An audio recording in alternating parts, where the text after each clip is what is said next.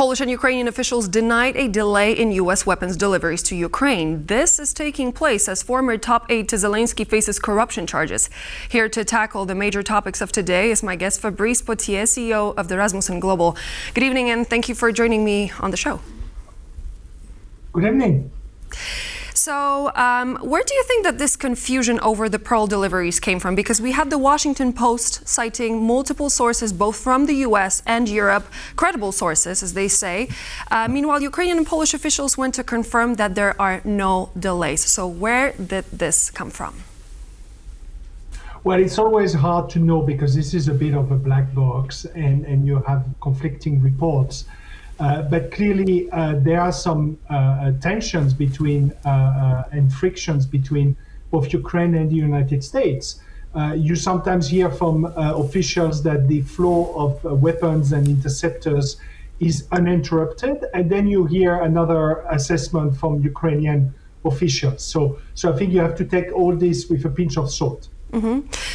From the latest developments, we know that President Volodymyr Zelensky's former chief of staff is being charged with money laundering when it comes to the construction of luxury residential compounds outside of Kyiv. Yermak and Rasmussen were the ones to present recommendations for security guarantees for Ukraine. What is your response to the latest revelations when it comes to Yermak and the charges that were put against him? Well, my response is, I think, the whole of Europe's response and also many parts of Ukraine, which is it's an important thing when you see Ukraine prosecuting potential crimes and corruption. I think it shows that Ukraine is actually delivering on the rule of law and on important reforms. And therefore, the Russian narrative that Ukraine is dysfunctional state and deeply corrupt is actually, I think this is the best way to show Russia is lying and Russia is wrong.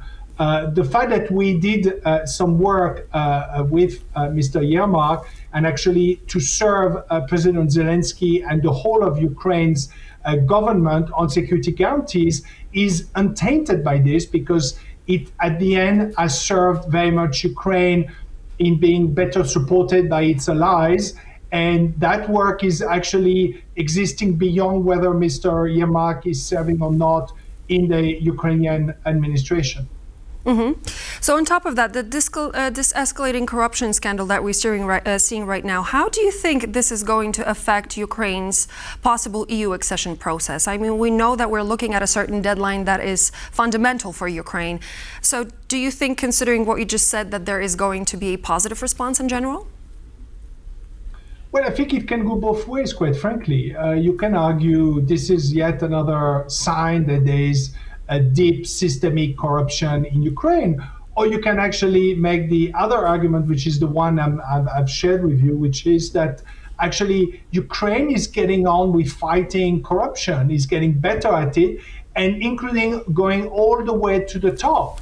How many Western democracies will be willing to do this in such a swift way? So I think it's more a token of Ukraine doing things seriously and growing up in terms of rule of law and reform than the opposite. Mm-hmm. We know that NATO's eastern flank countries are meeting in Bucharest during the Bucharest 9 format tomorrow, ahead of the summit in Ankara, as I mentioned earlier on the program. As a former top planner in NATO and the right hand to Secretary General, what is your opinion? Because many have described this as the most challenging time when it comes to the NATO alliance. Are we going to see this most important NATO summit in recent history take place in Ankara? Is that going to be the one that is going to be future defining? Well, for sure there's going to be a summit, and I understand President Trump is set to come. So there's going to be a lot of theatrics, and starting with Trump and Erdogan, the kind of playing the kind of strongman theatrics as they love to. The question, however, is whether this is going to be the divorce summit, or is it going to be the reconciliation summit? Whether there's a sweet spot for both Europe and the United States to be working together in a more genuine way, because let's be honest, there have been some real, not just tensions, but like fracture between both sides of the Atlantic. Greenland, but also in a way, Iran has been another fracture in this relationship. So the question is whether there's going to be a new contract. It doesn't have to be a kind of new marriage, but a kind of healthier chambre à part between the US and Europe, or whether there's going to be a deeper split. And this is, I think, the next few weeks are going to tell you a lot, especially how Trump is managing or not to finish the war he started against Iran, which could open the door actually to the European allies, or at least some of them, to be willing to play a more constructive role in terms of maritime security in the Strait of Hormuz.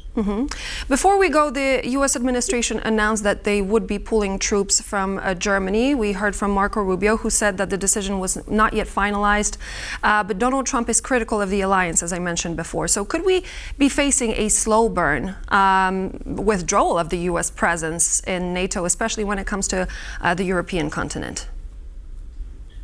Well, I think there are two things here. There is the operational kind of military presence, which, like you mentioned, is possibly a slow burn in the worst case scenario, because you can't remove 85,000 US forces from the European theater just overnight. And it's not just forces, it's infrastructure, which actually is critical to the United States global military posture, especially to deal with conflicts and crises in the wider Middle East. So this is not going to happen overnight.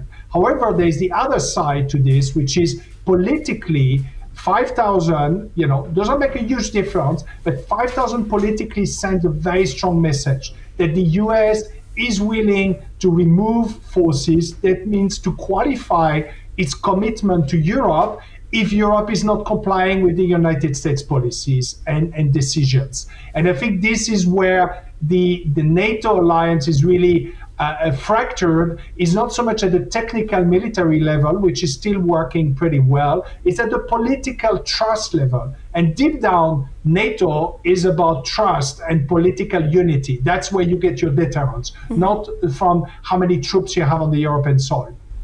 And we will have to put a full stop there. Thank you so much. Fabrice Pothier, CEO of the Rasmussen Global, was my guest on the show. Thank you once again for joining.